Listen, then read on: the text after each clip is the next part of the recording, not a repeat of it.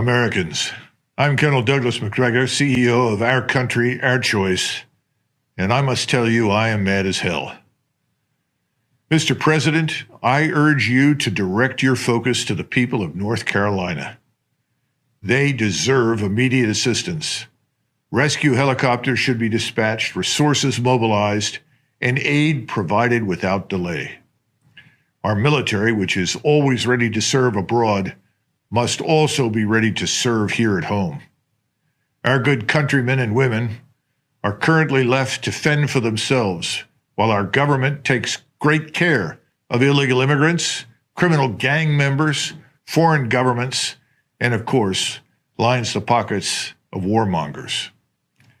I never thought I would see a day where our citizens are treated with almost complete contempt as we see today. To be frank, I'm furious, as we all should be.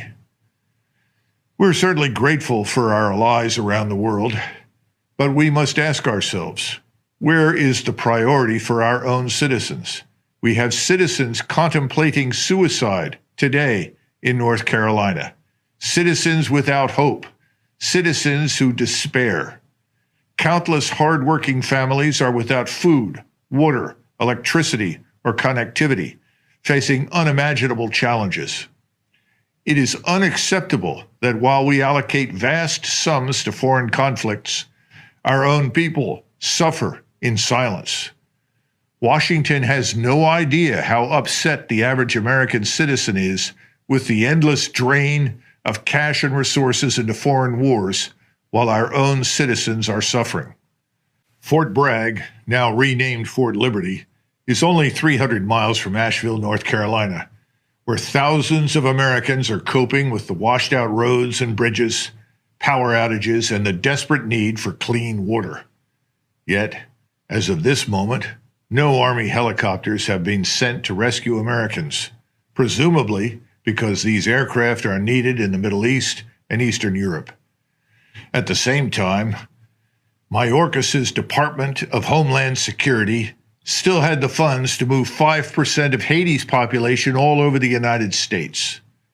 The Department of Homeland Security now reports that its funds are too exhausted and unavailable to assist Americans in the path of Hurricane Helene. Too many Americans have been left behind by a negligent federal government for too long. On the one hand, there are unlimited funds for a Ukrainian government that has lost a war, and apparently limitless funds for Israel's new war. On the other hand, the Biden-Harris administration took more than $1 billion tax dollars originally allocated for American disaster relief and used it to provide services for illegal immigrants. Today, families struggling with horrific damage resulting from Hurricane Helene must cope with only $750 in support from Washington. It's time for us to critically assess the narratives we encounter. Are we truly being served by our government, or are we being misled into believing that our greatest threats lie beyond our borders? I urge each of you to engage in thoughtful discourse, to question what you hear, and to seek the truth rooted in our shared values. Imagine a different future where we redirect our efforts towards solving the pressing problems right here at home. A future where our resources are allocated to rebuilding our communities, providing better health care, and addressing the root causes of addiction. Let's ensure that our government is not just reactive, but proactive in helping its citizens in need.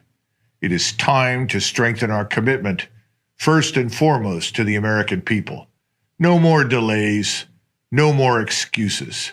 It's bad enough that 76% of individual income taxes go to pay the interest on our sovereign national debt.